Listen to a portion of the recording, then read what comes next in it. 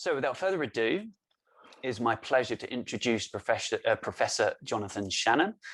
So Jonathan is a professor of anthropology at the Hunter College and the Graduate Center at the City University of New York. He earned his BA in English Literature from Stanford University and his PhD in anthropology from the CUNY Graduate Center. His research and writing focus on culture in the Mediterranean and Arab world, with a special focus on Syria, Morocco, Spain, and Turkey. He's the author of numerous articles, 2 scholarly monographs, Among the Jasmine Trees, Music and Modernity in Contemporary Syria, and Performing al-Andalus, Music and Nostalgia Across the Mediterranean, as well as a novel, A Wintry Day in Damascus, Syrian Stories. Shannon is also the recipient of many awards and fellowships, including from Fulbright and Guggenheim, and he's currently working on 2 really fascinating projects. First of all, a book on Syrian migrant musicians from Syria to Scandinavia, and a collection of essays on itineraries of sounds, spices, and poetry around the Mediterranean. They sound fascinating. I'll look to see when they see the light of day. In addition, he performs on the oud, and from 2018 to 2021, he was visiting professor of anthropology, head of the music program, and Associate Dean of Arts and Humanities at NYU Abu Dhabi. So today, Jonathan's talk is entitled The Future's Past of al-Andalus, Reflections, Refrains, Returns. So please welcome me in introducing and welcoming Professor Jonathan Shannon. Over to you, Jonathan. Thank you. Thank you very much, Matthew. And greetings to everybody wherever you are in the world, and good morning, afternoon, or evening. And greetings from, like I like to say, sunny Ireland, where it's actually surprisingly sunny. It's my pleasure to be giving this keynote address at this important conference. I hope I will be establishing a set of keynotes. That's the etymology of the term for an orchestra, giving a keynote for people to tune. And I'm hoping that my remarks here will help spur some conversations and new directions, or facilitate current directions in research on the multiple legacies of al-Andalus. In many ways, this is not so much a keynote as an homage to the great wealth of contemporary scholarship on things Andalusi and Andalusian. There are so many distinguished colleagues and collaborators in attendance here that it's really their place to give the keynote as well as mine. So it's really an honor for me to present some thoughts on the contemporary lives and afterlives and future lives of al-Andalus, since I draw on their work in my own reflections very considerably. I'm also especially encouraged by all the new work emerging, especially on the various musical cultures inspired by the legacies of the Andalusi heritages.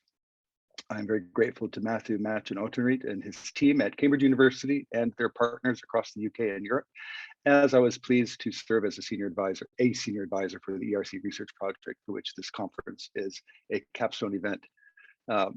Because I'm returning to Andalusi studies after some years focusing on the study of Syrian migrant musicians, I think that some comparisons can be fruitful, and that there can be a productive intermixing of multiple frames of reference to help us understand Andalusi musical practices, especially in light of the various politics and aesthetics of collective memory, but also amnesia, migration, cultural production, and multiple, even global perspectives, as well as even the politics and ethics of scholarship on music and musicians today.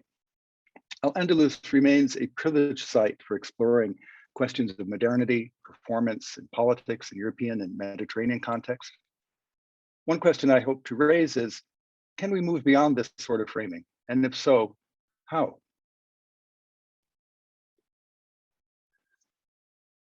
Today, stories and legacies, cultural practices related to al-Andalus reverberate not only around the Mediterranean, but increasingly around the globe. Today, my reflections will consider how musical practices both sound and echo across a fractured Mediterranean space, how refrains of cultural tolerance and repeated returns to these contested histories continue to animate not only popular cultural forms, but also scholarship. Why al-Andalus, and why now? What can we learn not only about the story of al-Andalus, but from it as a so-called first-rate place or culture of tolerance, to borrow from the late Maria Rosa Menocal, but also as a globalizing project in the face of increasing intolerances? What lessons can we learn from reinventions of the Andalusi legacies, historical ones as well as contemporary ones? And what do these afterlives teach us about future lives and future past recollections of this very complex web of relationships, ideologies, practices, and discourses? The term afterlives sounds vaguely reminiscent of a zombie apocalypse movie, The Return of al-Andalus. But more seriously, I'm inclined to link the more cliched and banal versions of Andalusi afterlives. And I'll be honest, if I hear another version of Lama Badayat Thanna, I'll probably put permanent earplugs in. So much of the popular culture ways, but it's exemplifying in some ways Chile Mbembe's term zombification as one of the hallmarks of the aesthetics of post-colonial societies. I think this may in fact be relevant for our discussion of the politics and aesthetics of al-Andalus, including Andalusia, Andalusismo, echoes of al-Andalus, Arab Andalusi collaborations in and across the Mediterranean and beyond. One thing I'm hoping to help us understand is how these afterlives can teach us about ourselves as much as about the subjects that we're investigating as scholars. Also, to what degree can we move from a focus on afterlives to aftertastes, bringing the senses back into our discussion of musical and other embodied practices? As I've argued before, al-Andalus is good to think, drawing from, of course, Lévi-Strauss. And therefore, the rhetorics circulating around al-Andalus remain relevant, certainly around the Arab world and Mediterranean, but again, increasingly globally. The notion of a shared Andalusian legacy animates so many different projects, poetic, musical, intellectual, political, commercial, and even combinations of them. This is because, as I've pointed out in my discussions of Syrian heritage, that heritage pays. It pays for states, for regional institutions, for performers, although it's important to note that it does so unequally. So therefore, ideas of a shared heritage may sound nice and are certainly compelling, but to what extent are they also misleading, possibly even dangerous? That is, to what extent do they invite wishful thinking, but also conflate history with myth, and more importantly, mask power relations? What might be an Andalusi term for whitewashing history? Here are some folks who can help us. Al-Andalus Manpower Agency for all your whitewashing needs. They are based in Qatar. And we also say Al-Andalus International for building materials. Of course, these are, I share this with you sort of tongue in cheek, but again, you find Al-Andalus is now this sort of banal marketing strategy globally. This is from the Gulf. I'll restrict my other comments to the Mediterranean region. Okay, so today, again, instead of giving some a keynote that wants to advance something particular to my own research, what I'd like to do is draw on my work with Syrian migrant musicians in Turkey and across Europe, and meld that with some thoughts about current scholarship on al-Andalus that could compel us to move beyond the discourses of tolerance and shared legacies toward a more politically engaged understanding of how these legacies operate in the current moment. I think we need to ask hard questions about the role of music in managing boundaries and subjectivities, but also in how those same musical practices themselves are embedded in relations of power and may actually reproduce them. How might recent movements in places like Granada, but also, for example, in Berlin or Istanbul, shed light on these larger processes that are at play in pulling together diverse histories, different temporal and affective regimes, and also our various modes of being into a tapestry, a frayed tapestry of European self-understanding. So I'm hoping that a mixture of perspectives can help stimulate some new thinking. I'll start off with some theoretical musings to help frame my remarks today. My previous work, I drew significantly on the work of Svetlana Boym on nostalgia, especially her differentiation of various modes of nostalgic thinking, such as prospective nostalgia as opposed to retrospective nostalgia. Again, prospective nostalgia is something that we find very commonly in works on al-Andalus, as well as cultural productions, sort of an anticipatory nostalgia. It's not too different from what Frederick Jameson described for modernity as a form of nostalgia for the present moment. with suspended history. Boehm also talked a lot about ersatz nostalgia, a nostalgia for what one never had to begin with, and yet is lamenting the loss of. Nostalgia can even carry utopian forms, but directed sideways, as Boehm says, at a future from the perspective of a future past. For Boehm, nostalgia is coeval with modernity, but it is an off-modern critical reflection. It is at an angle to modernity, at once from within it, but also from a critical point of reflection on the margins, what she calls a sideways glance. How can we move beyond the frame of nostalgia, however, to engage Andalusi musical legacies as political action, even if nostalgia can remain productive for us, especially when considering these afterlives and futures past? As they say, nostalgia isn't what it used to be. So I'm hoping that we can come up with some new frames to integrate this more nuanced understanding of nostalgia and nostalgic practices with sort of a political agency. As we all know, music is a temporal art form, and as many scholars have been writing for the last century, it's inherently political. Hence the two main theoretical frames I'd like to propose. The first draws extensively on the work of François Hartog and this notion of regimes of historicity, and how contemporary discourses of al-Andalus and the Andalusi legacy engage in a variety of very different temporal regimes. Now, Hartog discussed three, what he called the classical, we might call it heroic, in which the past serves as a guide for the present and future. A modernist regime in which the past is a springboard for future progress, marked by these notions derived from the Enlightenment, of course, of progress and perfectibility.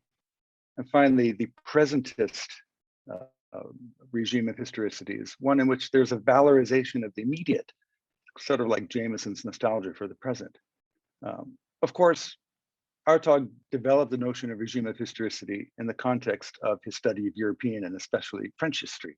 But it's important to note that two of the emblems for a contemporary presentist regime for him are memory, the sort of continued presence of the past, as well as heritage, which invokes some sort of obligation to preserve or at least maintain some sort of facade of relationship with the past in the present moment.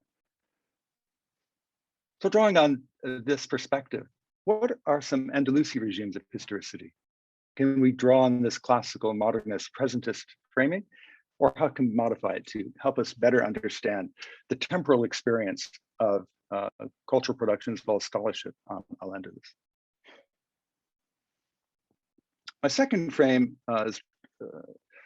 second component of this frame draws on the work of Jacques Rancière and his approach to art and politics, especially his notion of dissensus. Now, Rancière is perhaps best known today for his now recently translated works on the relationship between art and politics, and for this notion of dissensus, which is the opposite for him to consensus. So I've been grappling with applying this concept to musical practices amongst my displaced Syrian colleagues, since in Rancière's work, the concept of dissensus is mainly linked to the visual arts, with only an occasional nod to music. But I think it can be very compelling as a way of understanding how moments of disruption, whether they are forced migration or even in a musical performance, can also help us understand disruptions in perceptual and epistemic underpinnings of the social order.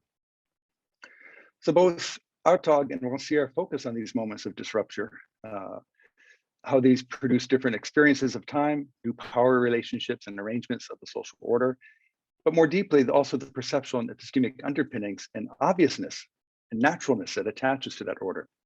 So such a disruption for Rancière is what he calls a dissensus.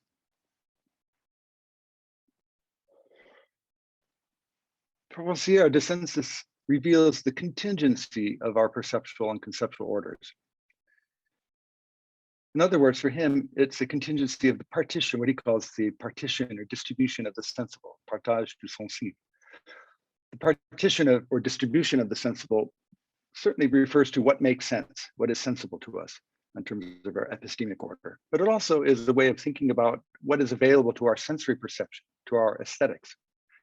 Because for Rancière, aesthetics refers not just to artwork per se, but to rather to a particular regime of artistic practices in which, I'll quote from him, the field of experience severed from its traditional reference points is therefore open for new restructurings through the free play of aestheticization. In other words, a new partition of the sensible. To what degree are disruptures also openings for new sense ratios or new organizations of the sensorium? Can, again, we talk about Andalusi aftertastes and not just afterlives or as components of their afterlives?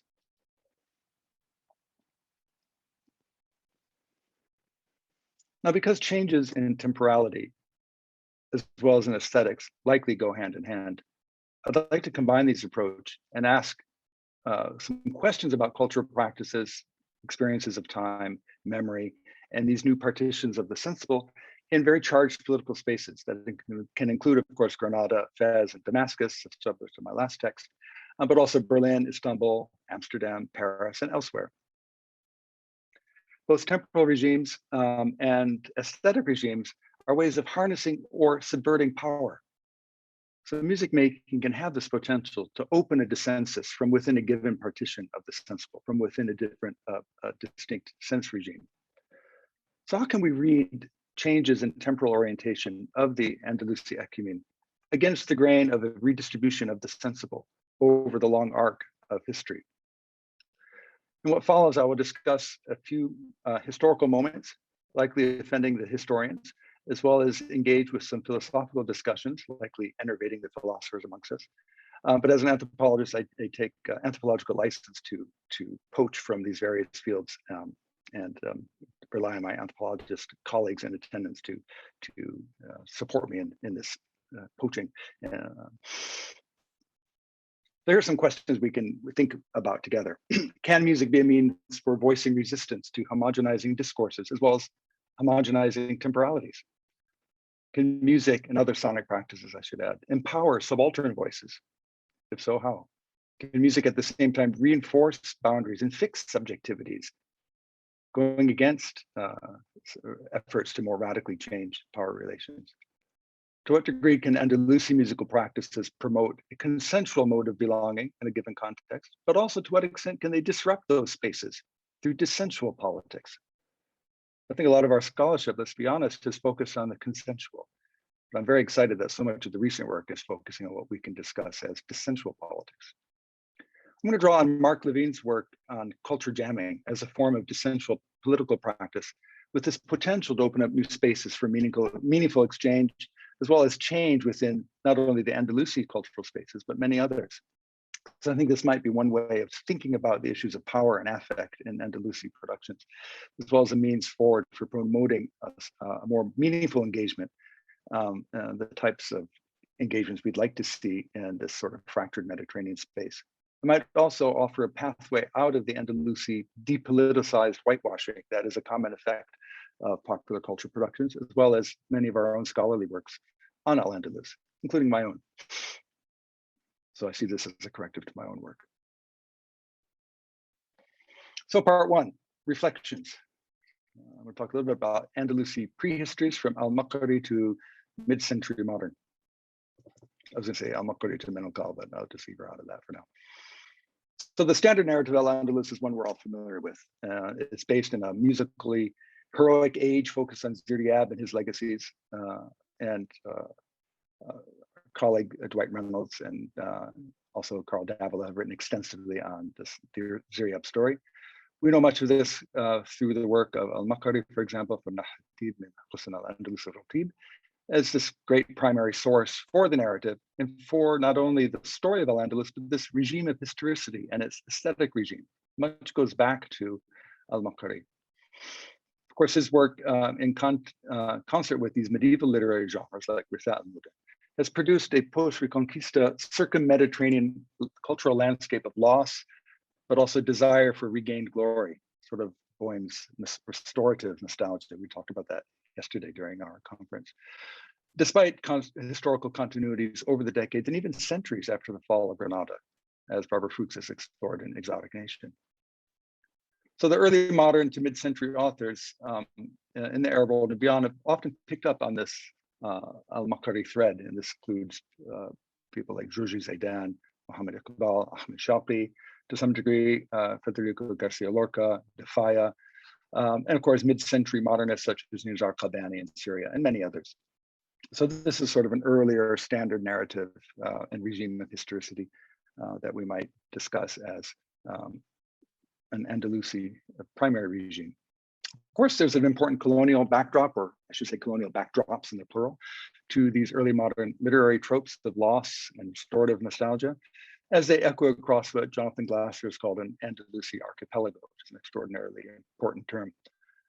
The past, of course, in this historicity is a model for the present as well as for the future. There's a sense of wanting to regain a lost paradise. And once this is done, that Arabs and Muslims will be made whole again.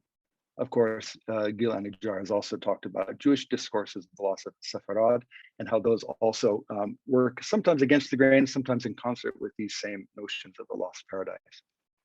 This classical or heroic regime of historicity is imbued with a certain rhythm, circuitous, recuperative, and to some degree, ultimately teleological.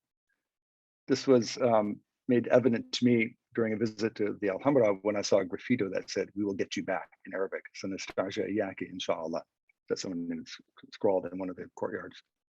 We'll get you back. Hence, this is sort of a mixed regime of historicity, both classical and heroic, but also presentist, what we can call a culture of memory inhabiting what Bibi Barami has called Andalus time.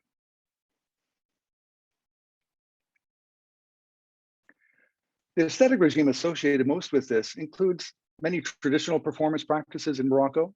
And I put traditional in square quotes because we know from the work of Carl David and many others that this tradition has gone through a number of changes over the last century and a half at least, or certainly 2 centuries since the time of Al-Hayek, and but also could be found in performances of some early music productions, as in the group Mudechar pictured on your screen, who explored sort of a musical archaeology of the possible shared musical pasts, and borrowing from Cristina Cruzes Roldan and Charles Hirschkin, we talk about a fondo sonoro linking Andalusi, flamenco, and other musical poetic dance forms.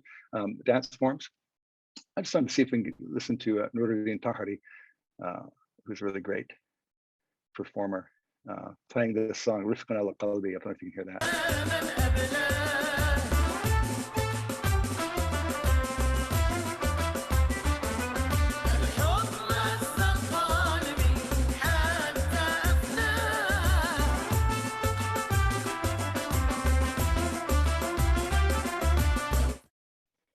So that was Nuruddin. Let's get back to our slideshow if I can find it. There we go. Nuruddin Tahari, an extraordinary vocalist whom I had the pleasure of working with a little bit in Fez and recording. And here's Mudechar from their album Song, their rendition of the same song from sort of early music standpoint.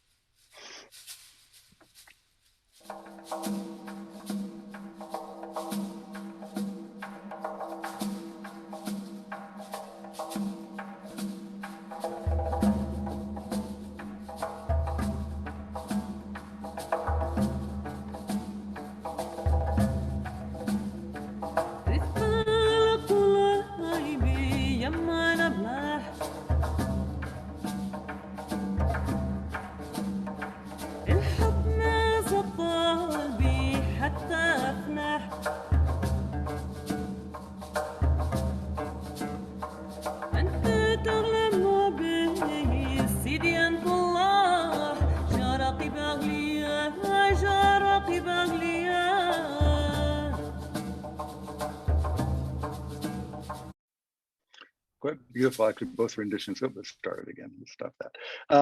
They have actually what I think is a better rendition in their album or CD, Cartas al Remoro, which is no longer available on Spotify. I don't have my CDs with me, so I would have played that one for you. But if you can find it, it's quite beautiful as well. Okay, so that's the reflections on a sort of initial Andalusi regime of historicity and some aesthetic forms associated with it. Our second regime or set of regimes, I'm calling refrains. These are melodies heard and unheard. Of course, there was a great moment with the quincentenary of 1492 with the great outpouring of academic work including revisionist work on Andalusi historiography, led by scholars like Menocal and many others.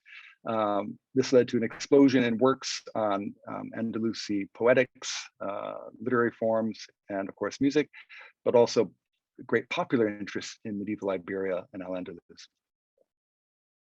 Menocal was a great leader in helping us rethink the history of medieval European culture by putting Arabic and Islamic cultures in the mix, and by extension, Arabs and Muslims, but as we'll see, mainly in the abstract rather than actual Muslims or Arabs in the works.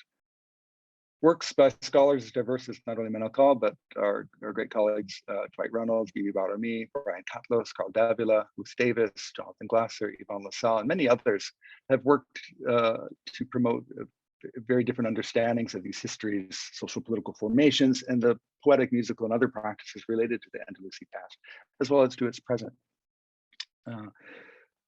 Many of these explorations focused on notions of cultural memory, the persistence and relevance of the past for the present, and of course, the multicultural belonging.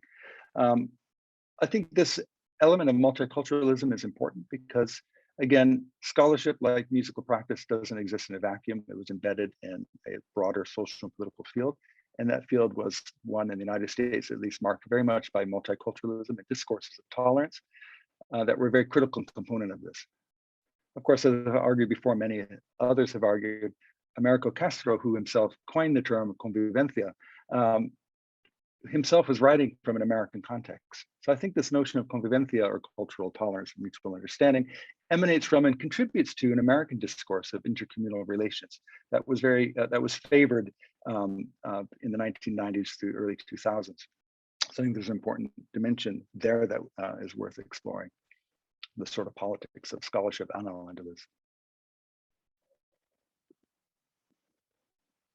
Of course, the quincentenary also produced a huge range of cultural productions that riffed on this somewhat superficial notion of the Andalusi legacy, the legado Andalusi, but also created this phenomenon of the many sons and daughters of Ziryab, that I'll call it, or the three, sometimes four cultures of the Mediterranean.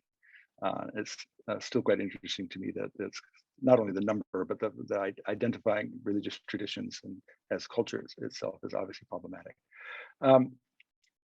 The regimes of historicity and aesthetics that are part of this partake in what some have called the Disneyfication of al-Andalus, what Gilles Tremlett calls Moorish land, through a modified version of what Artaud calls presentism, in which historical time is suspended, in which, as he says, I quote, "The distance between the space of experience and the horizon of expectation has been stretched to its limit, to a breaking point, with the result that the production of historical time seems to be suspended.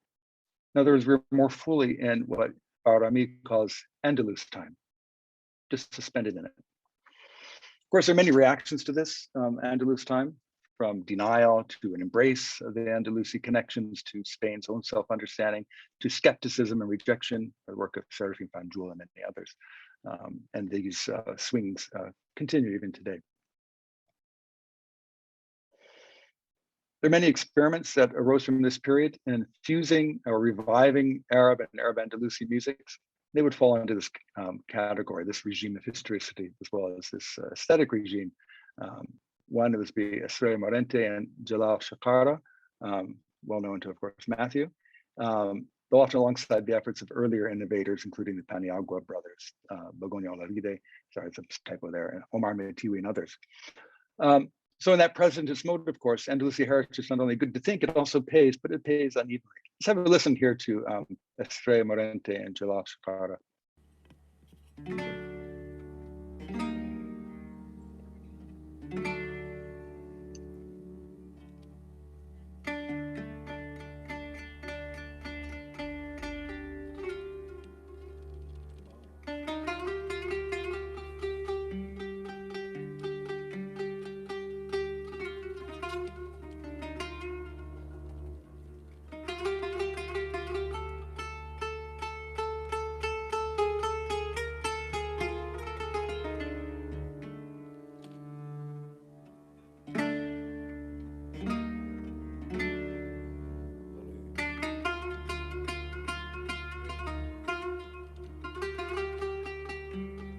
Skip ahead a little bit.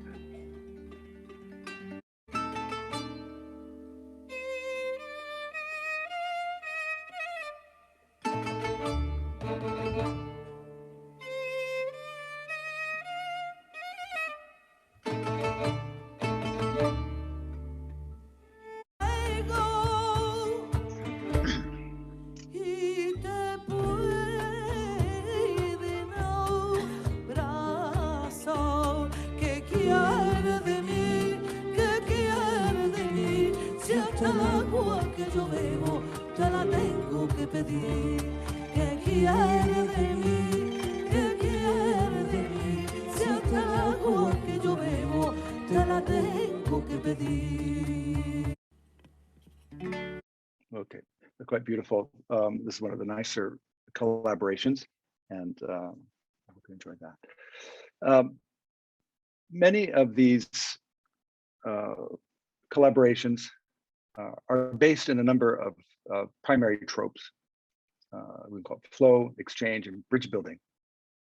However, flow is often uneven, and exchange is not reciprocal. For example, many North African artists are unable to travel to Spain the same way that Spanish artists can travel to North Africa. The bridge building can also be a raising of drawbridges between peoples and cultures, as much as it is building a pathway for traversing or engaging one another. So it's important for us to recognize the political and rhetorical function of the Andalusi legacies as a means for institutions, for states, regional institutions and others to manage the relations amongst Europeans, North Africans, and others, especially internal minorities. This is because power is exerted not only through music, but by music. So attention to the practices of these forms of musical diplomacy on the ground can reveal how power is really exerted significantly through these musical practices. And not only how music or musicians exert power within the larger political fields, rather they exert power on one another through their music, participating in these larger discourses. In this frame, tolerance is a somewhat superficial respect for cultural differences based in the treatment of others as abstractions, as in the role of Islam and Muslims in earlier works on European literature and history, and not as actual people. As Zizek points out, this form of tolerance is based on the idea that you tolerate people as if they were already dead. They're just abstractions. I think the ethnographic impetus of so much recent work helps to move us beyond this. So again, we have these afterlives and futures past of somewhat zombified Andalusi social political spaces. How do we move beyond those? Again, these are not only triste tropes, but also possibly dangerous tropes. Because I think the Andalusi heritage has too often been used to whitewash histories of dispossession, histories of appropriation, of exclusion and intolerance.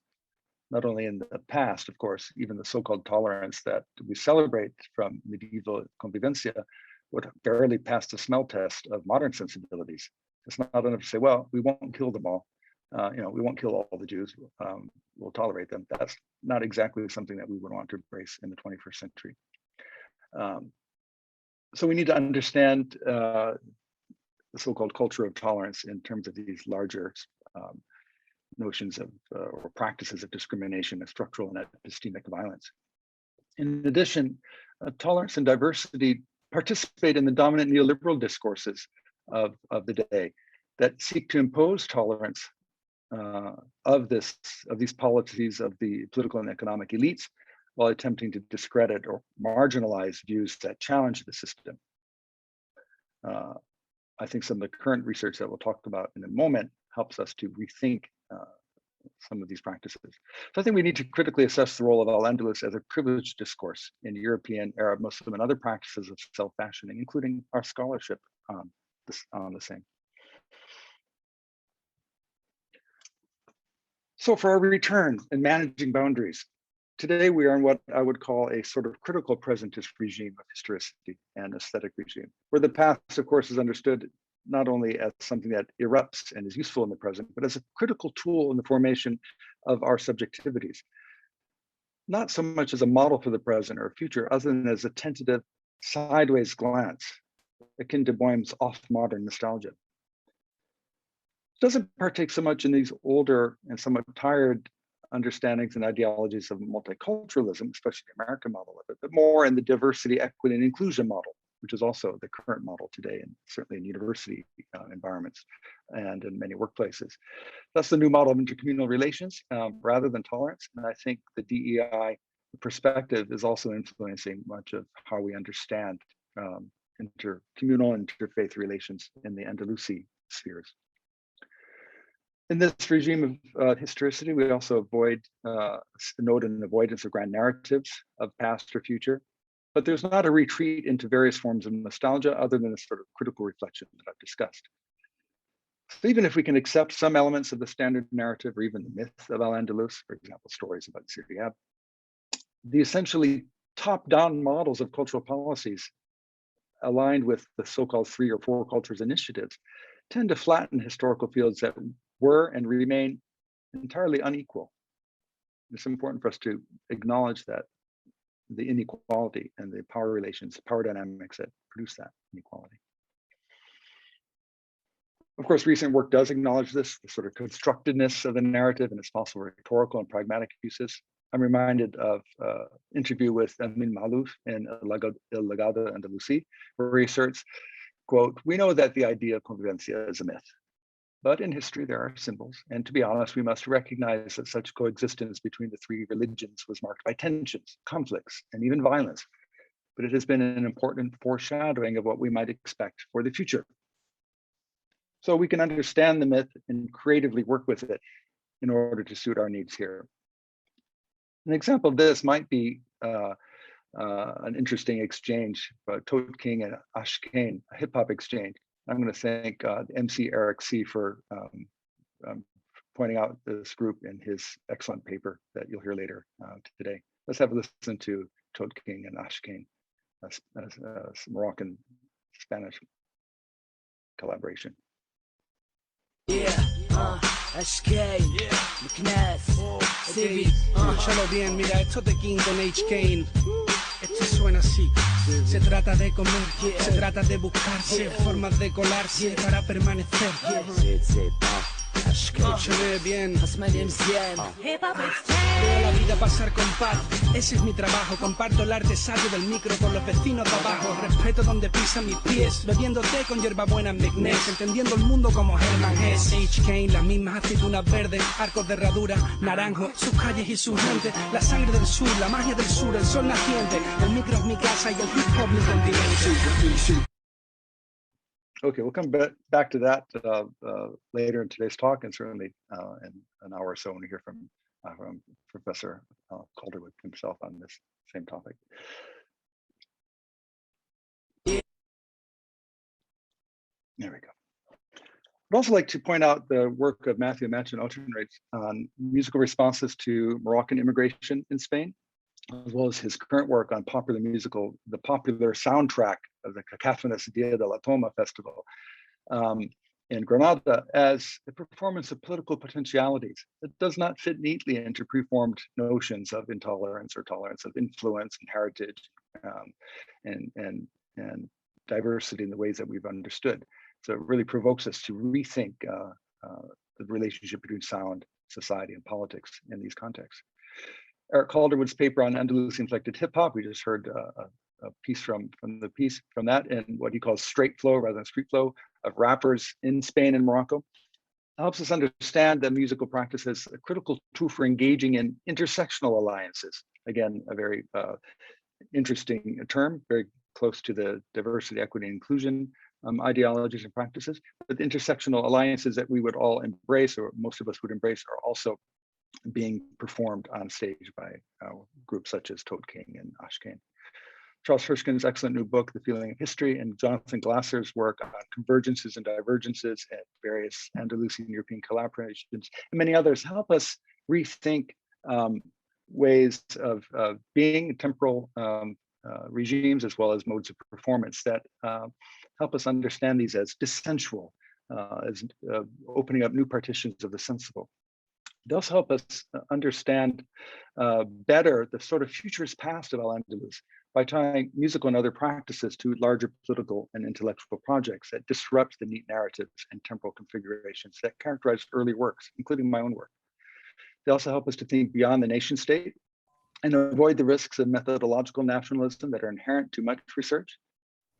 This sort of work also promotes what elsewhere I, drawing on Miriam Cook, Ian Chambers, and many others, have called an aquacentric or terraqueous approach to culture, moving us beyond grounded landed certainties and opening up new spaces for collaboration and for the promotion of what Manuel Castells has termed project identities, open, pluralistic, tolerant, and future-oriented identities, not only backwards glancing through the prism of, for example, resistance.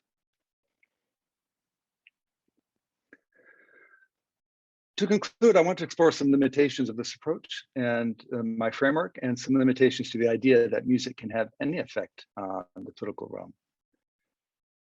Of course, regimes of historicity and aesthetic regimes that I've been discussing are based on rather selective readings of European history, and they cannot capture all the nuances of lived experience, even in Europe itself, its margins, let alone elsewhere. So we need to take this as a way of asking some interesting questions, and certainly not as a definitive frame or a new set of boxes to put everything in. I want to avoid putting things into preformed boxes. Comparisons are certainly productive, but they can also obscure important differences.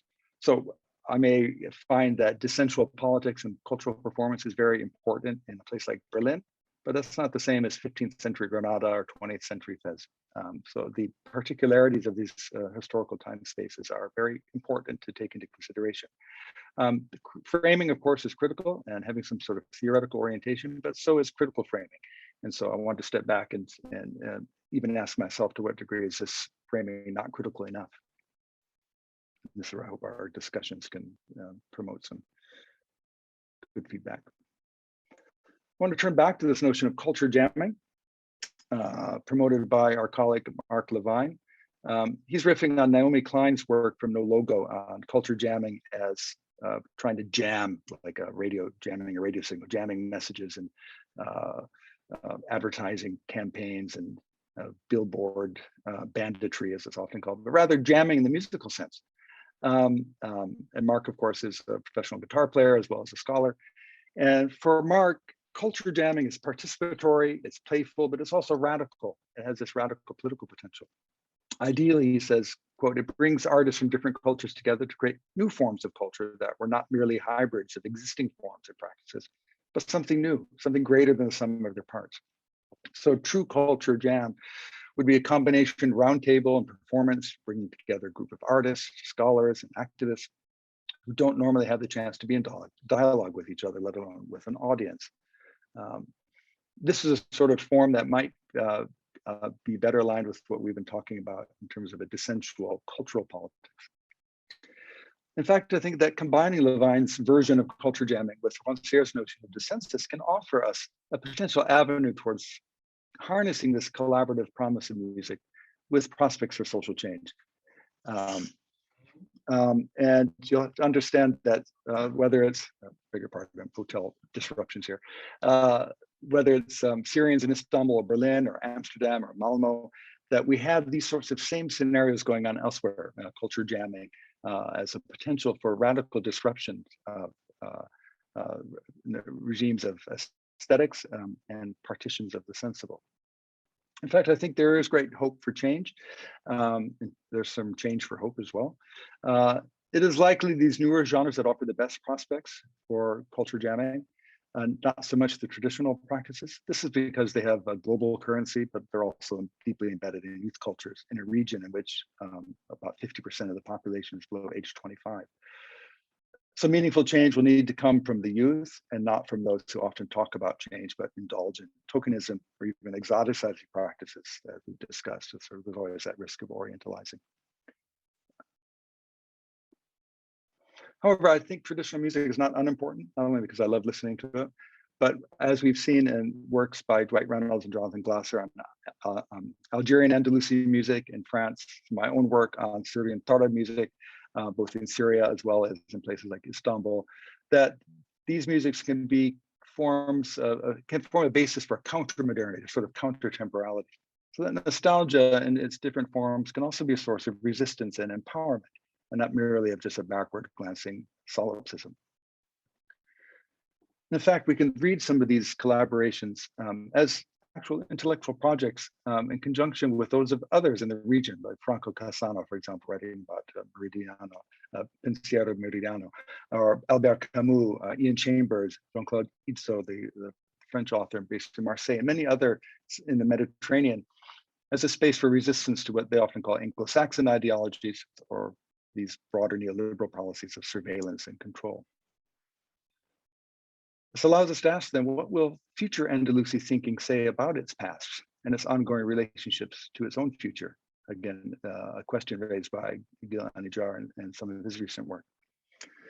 And with that, I would just say thank you, shukran jazilan, gracias, and I look forward to hearing some feedback from my distinguished colleagues and any of the participants in the audience. Thank you very much.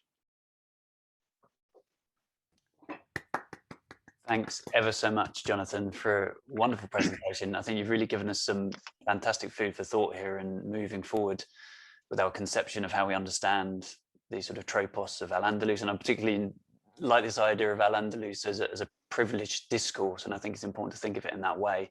Now we can move beyond that sort of sense of privilege that surrounds the term.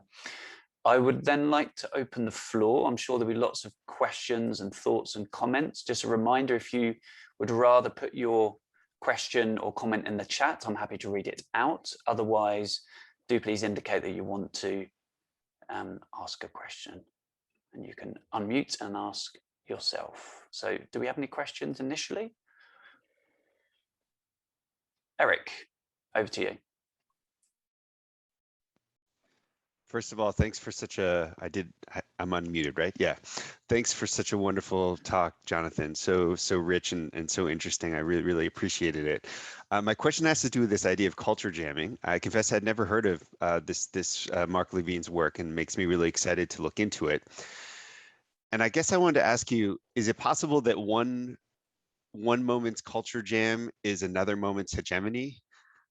Like does and the reason I'm thinking of this is because the way that you describe what culture jamming would look like, you know, a kind of round table and performance of people who wouldn't normally be in dialogue, I instantly actually was reminded of some of the ways in which Jose Heredia Maya and Abdulsadik Shakara in the 1980s described their efforts to fuse Andalusi and flamenco music.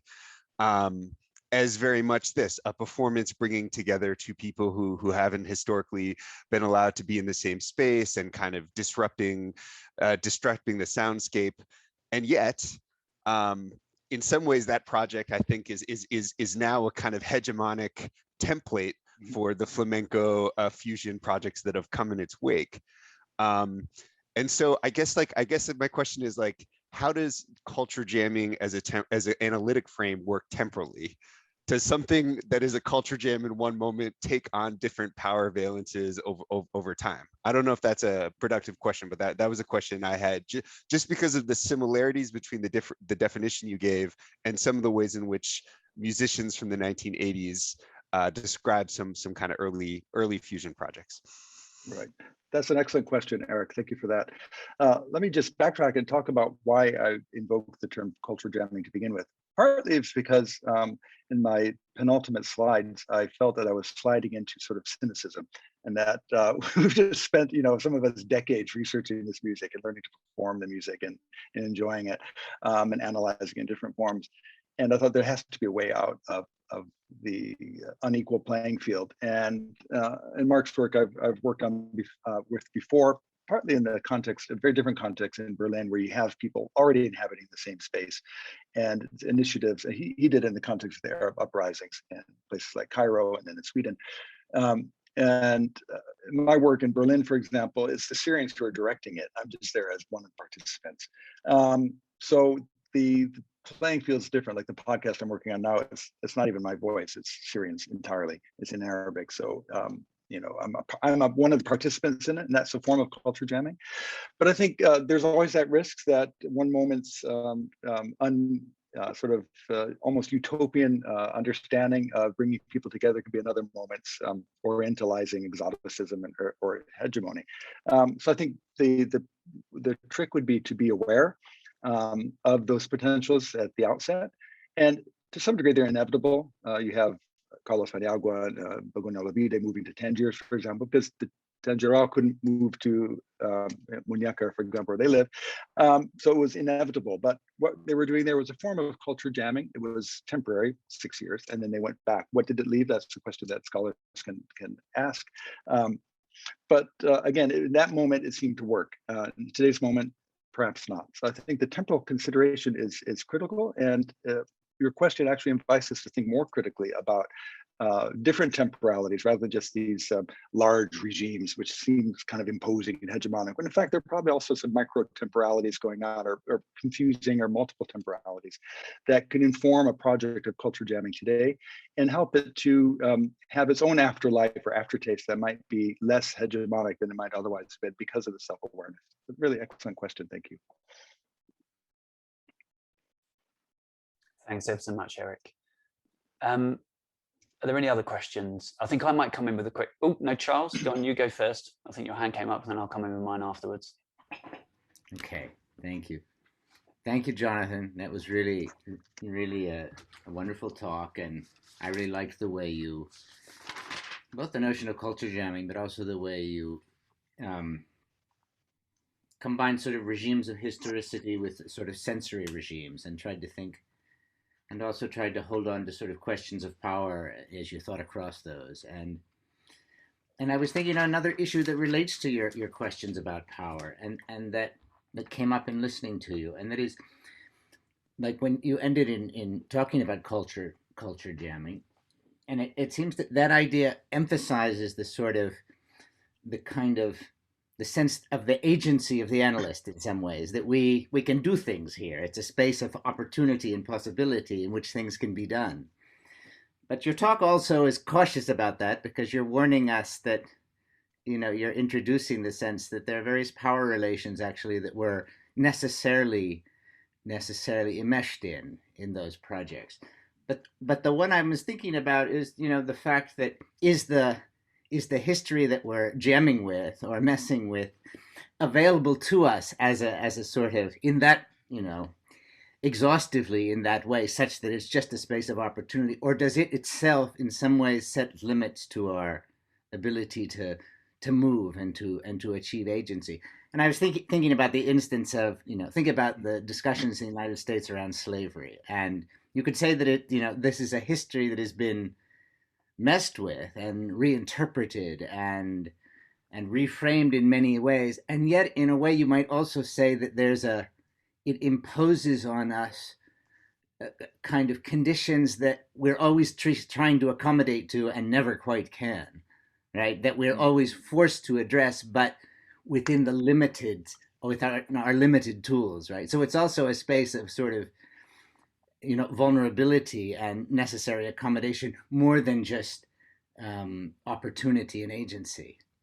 And that seems to tie into your questions of power, but like from a slightly different angle. Right. No, I think that's great. And I think it ties in with Eric's question about the risk of a culture jamming moment to be eventually hegemonic. Because to what degree are we actually aware of our own imbrication in a regime of temporality, of historicity? And to what degree is our awareness or lack of awareness of our embeddedness in this regime influence our agency, as well as our obligation as scholars who have the privilege to potentially host these sorts of engagements of culture jamming. I'm intrigued by this notion of this sideways move to the U.S. discussions on slavery, because of course the debate du jour is reparations. And of course, we also have reparation movements in Spain as well, granting citizenship to Jews who are expelled, not to Muslims. And so I think these different notions of history in the abstract and histories in the particular, the history of slavery and the history of the Moriscos and Conversos and others expelled, put us into this awkward moment where we, again, what I told Eric, like, I don't want to end on a cynical note. I want to be hopeful because that's who I am, but maybe we're stuck and our agency is more rhetorical than it is actual because of our lack of a grasp of the historical texture that you mentioned, and the extent to which the power relations that we're all embedded in determine our courses of action. I'd have to think a lot more about that. I think that's really excellent set of parallel cases. I know you raised some of the same thing that, by the way, Charles's excellent work. I actually traveled to Ireland with it. So please go out and buy it. White's not here. And I also traveled with White's book as well, you know, plug for my colleagues. I know you the feeling of history engage with some of these same debates, and I think it'd be really important to think about that, especially in terms of the sensory dynamics as well that are at play. Thank you for that. I hope I kind of answered the question. Is really excellent. Yeah. The questions. Yeah. Thank you, Charles. Anna, let's put a hand up. Over to you. Yes. Yeah. Thank you Hi, very Anna. much, Nathan. Great to see you. I really also enjoy the lecture so much. I apologize, I'm away, so I don't have so strong connection to be also visually present. But I'm also interested in my work about experimenting with rehearsal, with some self-managed activist groups that actually very explicitly recall socialist legacy in the area of former Yugoslavia. But I will just follow up, and as we already heard, I was forced to focus more on constraints, on failures of struggles, how to do that. So, and I found it very, very important actually to focus more on incapacities or exhaustions in, trying somehow to work on the sensual aesthetics and experiment with it. But this opened somehow for me also, and I hope maybe we can discuss, or I hope that I wouldn't repeat what was already said, but what we get if we somehow focus our analysis mostly on the fields of aesthetics without really considering material conditions, economies, political economy, and current, late capitalist or neoliberal framework in which all these experiments happened. I mean, Rancière also, talks about the broader structures. Without changing the broader structures, how we can think about radical equality or the political community without the other, and so on. So this would be some more reflection than a question. No, absolutely, I agree with you. And thank you for the comment. I like this notion of focusing on failures and incapacities, because I think our tendency as scholars is to focus on consistencies and when things work. But there's of course a subgenre of work in anthropology about when things don't work out and what we learn from those moments.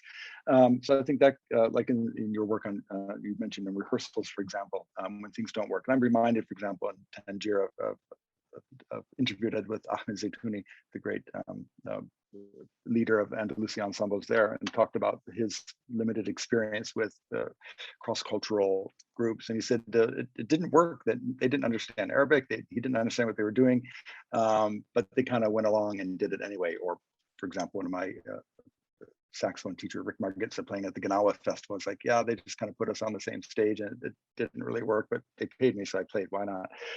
So we have these sorts of inconsistencies and failures to communicate that are also very revealing of these larger structures. And material conditions, I think, are critical. In fact, I agree with you, Rancière would say that the whole reason to think about dissensus and performing the polyphony of voices is to engage in practices that can produce a form of radical equality that certainly doesn't exist in most of the collaborations that are in the Andalusi scene and many other scenes as well, certainly in the Berlin scene that I've been exploring in Istanbul as well. So excellent comment, and it's certainly well taken, I think, for me in my own work, as well as I think for everybody else in attendance today. Thank you, Anna. I may jump in if I may, take chair's privilege and ask a question. So I'm sort of struck by, these terms of whitewashing history, bringing in DEI or EDI, as we say in the UK, issues of power and so on. And I'm wondering, this may be a dead end, but whether we can take a sort of the lens of decolonization on this, because of course, we all sort of understand here in recent work the sort of colonial underpinnings of the trope of al-Andalus and the role of Europeans in sort of inventing the trope of al-Andalus. Now, of course, Jonathan Glasser reminds us that there's a pre-colonial history to this, and that we can't simply see al-Andalus as a colonial concept, so to speak, but we can't deny the role that Europeans, Spanish and French, have played in constructing al-Andalus as a dominant discourse, a discourse of privilege, as you say. So can we take a decolonizing lens to this? Should we? Are there any sort of voices that are being obscured through this kind of overemphasis on al-Andalus. So say this may be a dead end, but it was just something that came to mind as you were talking, and something I've thought a little bit about as well. So no, I think the decolonization lens is useful. And of course, decolonization itself emanated largely from the colonized. So by I think Samuel's work, for example, and some of the other participants working on Moroccan and Algerian, Jonathan Glasser's work on these sort of native intellectuals, the actual musicians and scholars themselves, helping to reformulate our understandings of their traditions, helps us understand these moving beyond the nation state model. And as Jonathan pointed out in comments yesterday, looking at Moroccan Algerian flows, these sort of horizontal flows, rather than just the colonizer and the colonized as a framework for understanding it. We need to understand these other ties that and hidden histories that can reveal different understandings of tradition, even if the colonial impact was to some degree determinative. I think it's clear that there may have been a notion of al-Andalus circulating in across North Africa, but it was the colonial imprint that really gave it this sense of being al-Andalus in the 20th century. So I think the decolonization model probably works along with the DEI model that we call in the US diversity, equity, and inclusion. And it's no coincidence that, at least the university that I'm in, that we have a remit to decolonize our curricula and to include multiple voices. So I think some of the work that we discussed yesterday and we'll discuss today and tomorrow is a movement in that direction. Decolonizing Andalusi music studies. And I think that's very important in Jonathan's work, and his hand is up now, so I'm sure has other comments on that, has really helped us advance that notion, his shared work with a late colleague. Thank you for that comment.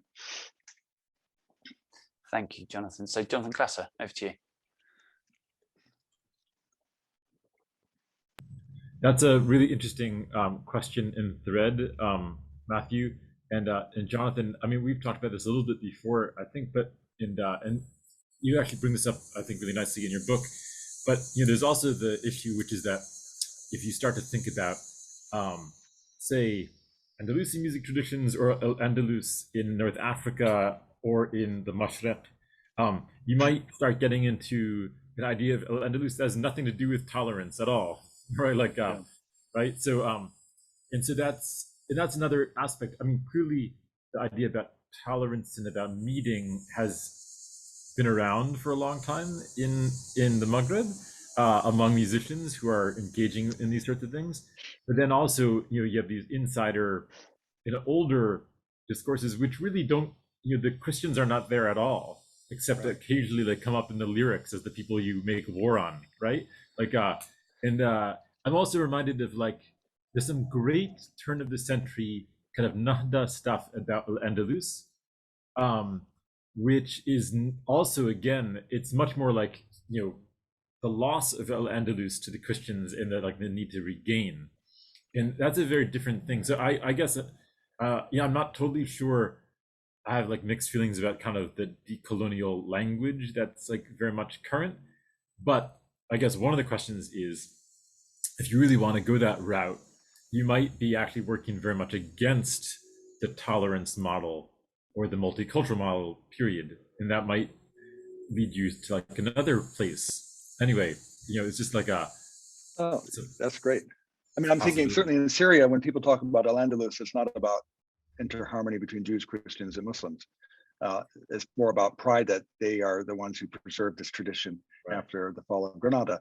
And it's mainly, particularly in Syria from the 90s when I was there until today, more about, some Christians participate in it. We used to have Jews here, they left. But it's mainly just us in Aleppo and maybe Damascus a little bit, that we're just proud that it's a very Arab tradition and that we started and we brought back home. And that's in very simple terms. I discussed that in my second book. But I think, when we start, I mean, there's always that risk of decolonizing something and finding discourses of al-Andalus that we don't like, that are not the ones that we were trying to uncover, for example. And I think that's fine, but it's and it adds more grist to this mill that al-Andalus doesn't necessarily, the way we privilege al-Andalus is not the way others might privilege it as well. Also, in terms of decentering al-Andalus, there are other experiences of in Spain, for example. I saw this funny video on YouTube: the Vikings versus the Andalusis, for example, and other relationships that decenter are like, yeah, okay, we have several hundred years history there that we're talking about. There are other histories as well that are being neglected, I think, and so I think historians and anthropologists will want to get in there and examine non-Andalusi bases for understanding partitions of the sensible and regimes of history and cultural memory and so forth in places like Andalusia, like out-migration to Northern Europe and return migration. That's certainly in conjunction with the Andalusi histories and legacies, but also have their own historicities.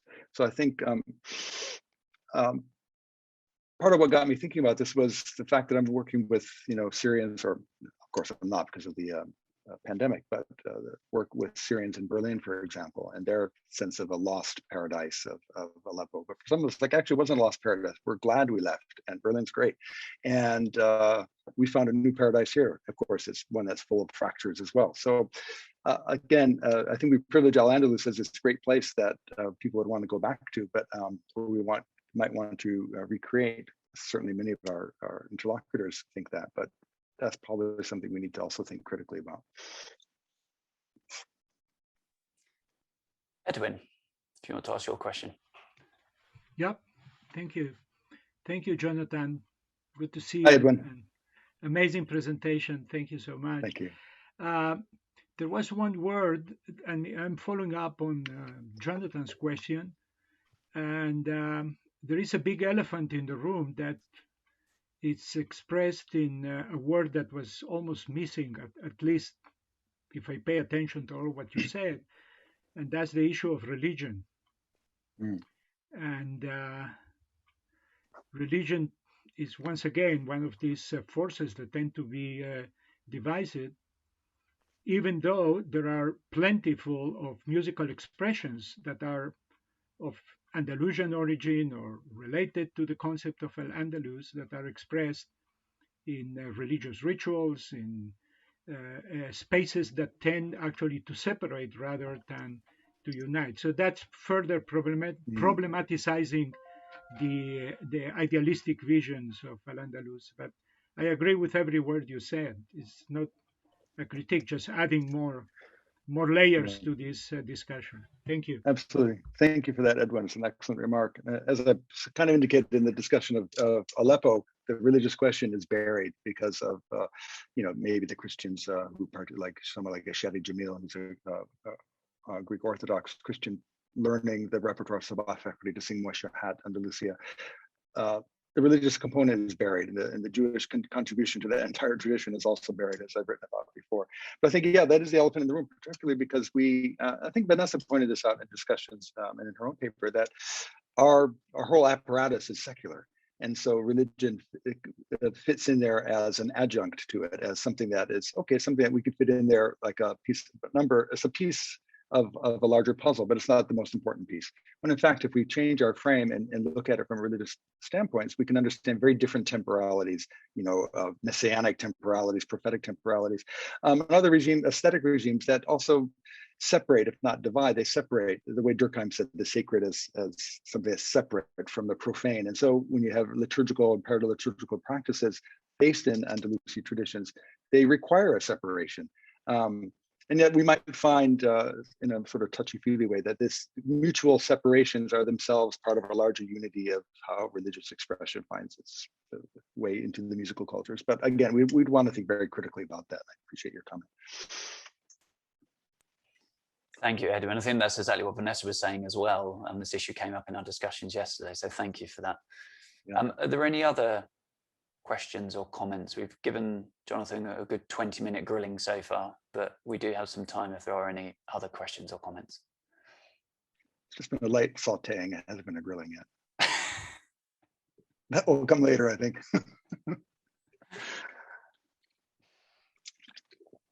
I do want to say, just as a final comment, that in reading the papers for this conference, they're very exciting, and they do a lot of the work that I was hoping that I could have done in the past but didn't, especially working in multiple languages, multiple traditions. And I'm really eager to see this work be published. The edited volume that this will likely eventuate in. And I think anybody on this who's signed up for this keynote should remain on some sort of email list to get a notification when that publication is ready, because I think you'll also find it extraordinary. So I'm just really proud to be part of this larger group. Thank you, Jonathan. That's a really good idea, actually. Yeah, we do keep people up to date on with the project in general and sort of activities that we have going on. So, but thank you. That's a really good idea.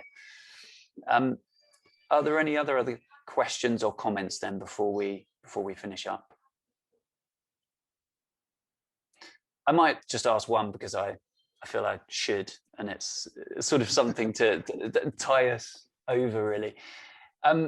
What are the futures? What is the future, or should I say, what are the futures of al-Andalus? How can you see this sort of concept evolving or even ceasing, not to exist, but ceasing its kind of efficacy in any point? I mean, this is a very broad question, and you don't need to sort of answer this in any coherent way, but it just occurred to me this is something we might consider. I mean, what is the lastability and the efficacy of this concept?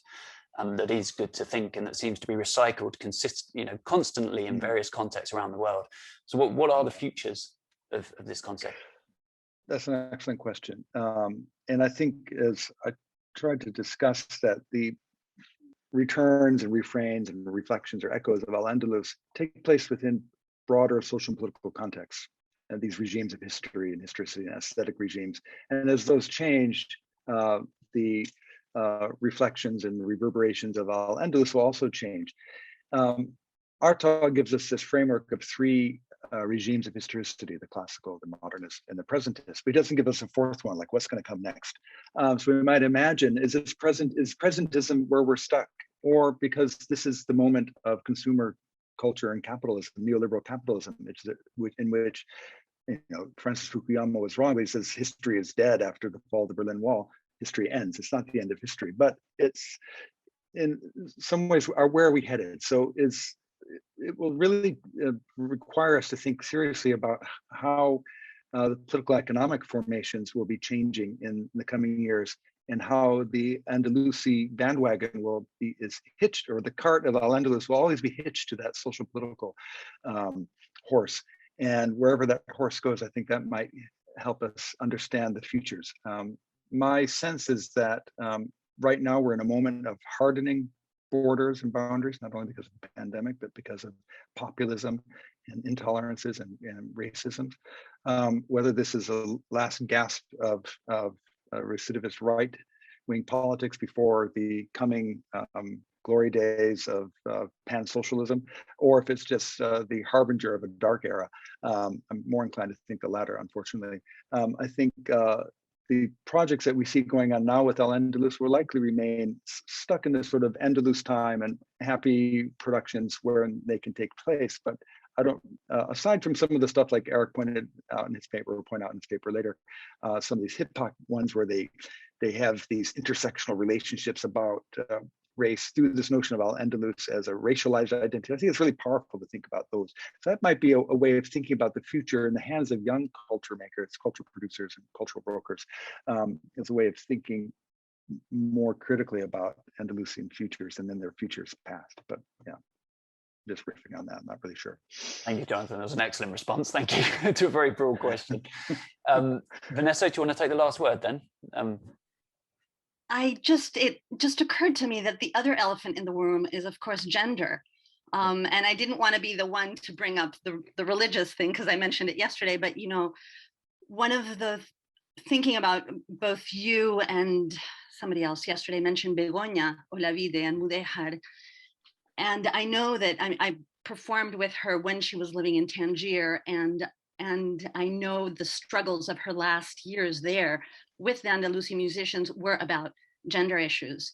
And the reason that they left is because she could not take it anymore, because she's a woman and a performer. So how does that all fit into these narratives as well? And what are academics doing about analyzing that also through the gender bit. Yeah, good point. Well taken. And shame on me for not even bringing the gender into the frame. So thank you for the corrective. And certainly you're absolutely right. Alvide leaving partly for those reasons, other reasons as well. Obviously, the Andalusi traditions are typically patriarchal and led by men. There are some all women's groups. I'm sure you're well aware of them and have studied some. I think some of the intersectional alliances, I mean, we're reading this again in a contemporary moment where we have DEI, intersectionality and so forth. So that's the basis for going forward, is finding women reaching across borders and boundaries and doing collaborative projects together and finding like-minded musicians of any gender who will want to participate with them on a more equal footing. This again is the promise of Rancière's dissensus as a radical equality. That's not going to happen today, but we have some signs that there's a reduction in some of those borders. But I'm not going to say I'm particularly optimistic that we're going to see a sea change right away. But I think this is certainly, if there's going to be a sea change, it's going to have to be led by women performers and collaborators, as much as by male hip hop artists, for example, between Seville and Meknes. We'll have to have all of that, I think, in the mix. So very excellent corrective to my framing. Thank you. Thank you, Vanessa. So we'll leave you there, Jonathan. Thanks ever so much for a wonderful presentation, and giving us lots of food for thought.